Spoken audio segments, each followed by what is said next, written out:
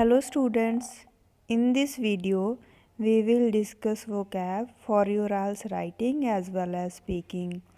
So if you want to improve your score in your IELTS exam, then make sure to subscribe this channel because on this channel I will provide you the best content and the super classes for your IELTS exam preparation. So if you want to score 7 plus, then do subscribe this channel. Now we will see vocabulary for your IELTS writing as well as speaking. So we will start with this first phrase. Sometimes we use it has been seen that. So this is a simple phrase और sentences में इसे write करते हैं हम. So rather than using it has been seen that, we will use it has been witnessed that. Meaning इसका भी same है but we will use this. It has been witnessed that. Next, sometimes we use to win or to succeed. Rather than using these phrases, we will use to come off with flying colors. We will use to come off with flying colors. So now, for example, he has won the match. Win की second form won. So win the match को हमने write किया won the match. To win, win के लिए हमने sentence write किया. Simple sentence is he has won the match. We can polish this sentence like he has come off with flying colors in the match. Meaning इस sentence का भी same है. He has won the match. won को हमने write किया come off with flying colors in the match. Next, to succeed in life. To succeed को write करेंगे हम. To succeed in life, life में succeed करने के लिए you need to work hard, कि आपको हार्ड वर्क करना पड़ेगा लाइफ में सक्सीड करने के लिए. This is a simple sentence. हम इसके लिए वोकैब कैसे यूज़ कर सकते हैं और वी कैन से हम अपने सेंटेंस को इम्प्रूव कैसे कर सकते हैं और वी कैन से हम इस सेंटेंस सिंपल सेंटेंस को पॉलिश कैसे कर सकते हैं बेस्ट वे में राइट करने के लिए. So rather than using to succeed, we will use to come off with flying colors in life. You need to work hard, you need to work hard. Other sentence same आया. सो to succeed simple था, इसको हमने polish करके write किया to come off with flying colours. Next, hard working. rather than using this, hard working is a simple word or we can say simple phrase. So rather than using this, we will use diligent, industrious, laborious. So आप इसमें से कुछ भी use कर सकते हो अपने sentences में. अगर आप अपने सेंटेंसेस को पॉलिश करना चाहते हो सो हार्ड वर्किंग की प्लेस पे आप इसमें से कुछ भी वर्ड यूज़ कर सकते हो. So we will see example for this. We should be diligent in our life. Simple क्या होना था, we should be hard working in our life. So rather than using hard working we have used this. We should be diligent in our life, कि हमें अपनी life में hard working होना चाहिए. Meaning इसका भी सेम है. नेक्स्ट, अगर हम सिंपल सेंटेंस देखें दैन हमने स्पीक करना था और वी कैन से राइट करना था he is a hard working student. We will polish it like he is a diligent student. Next, waste money means money को वेस्ट करना. This is a simple phrase. We will polish it like fritter away money. इसका meaning भी same होता है, waste money waste money. Fritter away money का meaning होता है waste money, money को वेस्ट करना. सो इसको देखते हैं हम सेंटेंसेस में. If they realize the importance of the money, if they realize the importance of money, they may not fritter away money on unnecessary things. Fritter away money का meaning हो गया कि वेस्ट मनी, कि अगर वो money की importance को realise करेंगे they may not waste money on unnecessary things, कि अगर वो मनी की इम्पोर्टेंस को रियलाइज़ करेंगे देन वो हो सकता है कि अननेसेसरी थिंग्स पे मनी को वेस्ट ना करें after their realization. So waste money को राइट किया हमने फ्रिटर अवे मनी. मीनिंग इसका भी सेम है, अगर वो मनी की इम्पोर्टेंस को रियलाइज़ करेंगे they may not fritter away money, कि वो अननेसेसरी थिंग्स पे मनी को वेस्ट नहीं करेंगे. Next, sometimes we use I agree with this view point.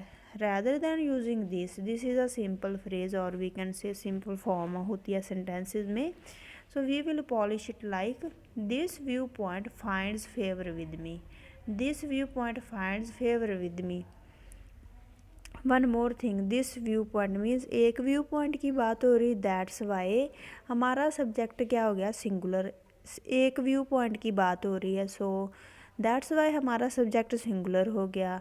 अगर हमारा सब्जेक्ट सिंगुलर है then our verb should also भी सिंगुलर, वर्ब भी सिंगुलर होनी चाहिए। वर्ब सिंगुलर कैसे होती है, वर्ब है यहाँ पे फाइंड, वर्ब को सिंगुलर कैसे हम कर सकते हैं, वर्ब के साथ हम अगर एस और एस ऐड कर देते हैं देन वर्ब सिंगुलर होती है। सो अगर सब्जेक्ट के साथ और noun, we can say noun के साथ एस और एस लगाते हैं, ऐड करते हैं, देन वो प्लूरल हो जाता है। बट वर्ब के केस में अपोजिट है, वर्ब के साथ अगर हम एस और एस ऐड करते हैं देन वर्ब सिंगुलर हो जाती है। सो हमने अपने सब्जेक्ट के अकॉर्डिंग वर्ब यूज़ करनी होती है। If our subject is singular, then our verb should also be singular. If our subject is plural, then our verb should also be plural. So use verb according to your subject. Next, I disagree with this viewpoint. We will use this viewpoint does not find favor with me. सो इसका meaning भी same ही कि हम किसी statement से, किसी view point से disagree करते हैं देन हम ऐसे राइट करेंगे। सो दिस व्यू पॉइंट ये सिंगुलर है, इसके लिए दैट्स वाई हमने यूज़ किया डज नॉट। अगर प्लूरल होता देन हमने क्या यूज़ करना था, डू नॉट यूज़ करना था।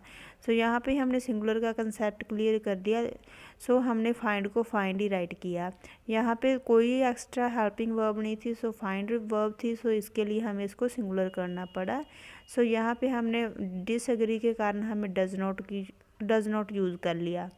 Next, bad habits, so we can polish it like unscrupulous habits. Unscrupulous habits. For example, he has fallen prey to unscrupulous habits. Firstly, see, fall prey to का meaning होता है शिकार होना, fall prey to right करना था, subject क्या ही singular है, that's why हमने राइट किया हैज़ भी सिंगुलर हो गया। अगर प्लूरल होता देन हमने हैव यूज़ करना था। सो जब भी हम हैज़ और हैव राइट करते हैं उसके साथ हम वर्ब की थर्ड फॉर्म यूज़ करते हैं। सो फाल की थर्ड फॉर्म होगी फालन, हैज़ यूज़ करा दैट्स वाई हमें यहाँ पे वर्ब की थर्ड फॉर्म यूज़ करनी थी। सो फाल की वर्ब थर्ड फॉर्म होगी fallen. Next, prey to fall prey to का मीनिंग शिकार होना, has fallen prey to unscrupulous habits कि वो बैड हैबिट्स का शिकार हो चुका है। Unscrupulous habits means bad habits. Next, depend on, rather than using depend on we will use rely on।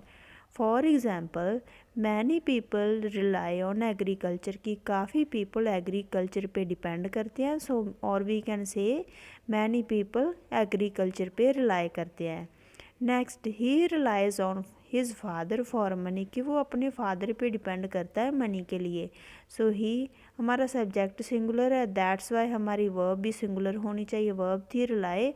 So rely को सिंगुलर कैसे करेंगे, एस और एस ऐड करके हम वर्ब को सिंगुलर फॉर्म में कन्वर्ट कर सकते हैं। सो दैट्स वाई हमने यूज़ करा रिलाइज ऑन कि वो अपने फादर पे डिपेंड करता है मनी के लिए। नेक्स्ट, लाइवलीहुड, इसको हम कैसे पॉलिश कर सकते हैं, bread and butter. For example, many people rely on agriculture for their bread and butter कि काफ़ी पीपल एग्रीकल्चर पे डिपेंड करते हैं अपने लाइवलीहुड के लिए और वी कैन से अपने ब्रेड और बटर के लिए। Next, distant area, we can polish it like remote areas और we can say far flung areas। सो ये हम पॉलिश्ड फॉर्म को यूज़ करेंगे अगर आप अपने सेंटेंसेस को इम्प्रूव करना चाहते हो। नेक्स्ट, फ्रॉम मैनी आस्पेक्ट्स कि काफ़ी आस्पेक्ट्स से अगर हम देखें, सो इसको हम पॉलिश करेंगे on many fronts. Rather than using from many aspects we will use on many fronts. For example, many people believe that Canada is better than the UK on many fronts कि काफ़ी people believe करते हैं कि जो Canada है वो better है UK से on many fronts की काफ़ी aspects से अगर देखें तो कनाडा UK से better है। so from many aspects की place पे हमने राइट किया on many fronts। next, popular expressions we will polish it like on social front। Wait हमने टेक किया। सो पॉपुलर एक्सप्रेशन के लिए हम राइट कर सकते हैं on social fronts, on economic front, on cultural front, इनके साथ हम यूज़ कर सकते हैं इसका। Next, enjoy the food. अगर हम फूड को इन्जॉय करने की बात करें, next we can polish it like relish the food, और we can say savour the food. So enjoy the food अगर आप किसी सेंटेंस में यूज़ करोगे तो उसकी प्लेस पे आप इसे यूज़ कर सकते हो। नेक्स्ट, आउटलुक अगर किसी बिल्डिंग की आउटलुक की बात करनी है तो एक तो पर्सन्स होगी, उनकी आउटलुक होगी, एक होगी बिल्डिंग्स होती है उनकी आउटलुक। बिल्डिंग्स की आउटलुक को हम आउटलुक यूज़ करने के इंस्टेड हम यूज़ करेंगे facade. It's pronunciation is facade, FACADE, facade. हमने राइट करना था simple, the outlook of the institution is eye catching, कि जो इंस्टीट्यूट है उसका जो आउटलुक है वो आई कैचिंग है। सो आउटलुक यूज़ नहीं करा, हमने यूज़ करा this word. The facade of the institution, की जो इंस्टीट्यूशन की आउटलुक है वो आई कैचिंग है। नाउ हेल्प करने के लिए हम सिंपल नहीं राइट करेंगे, we will polish it like lend a helping hand to, or we can say extend a helping hand to. We will use either lend a helping hand to or extend a helping hand to, जो भी आपको easy लगे। He helped me, कि उसने मेरी help करी थी। So land की सेकंड फॉर्म होती है लेंट, हेल्प्ड सेकंड फॉर्म है, सो पास्ट के लिए वर्ब की सेकंड फॉर्म यूज़ करते हैं, lend a helping hand. So lend को हमने यूज़ किया lent, he lent a helping hand to me. So इसको हमने पॉलिश करके ऐसे राइट किया। और we can say he extended a helping hand to me. So this was more over guys, ये वोकैब का पार्ट 2 था। इससे पहले मैंने वोकैब के लिए पार्ट 1 अपलोड करा था इस चैनल पे।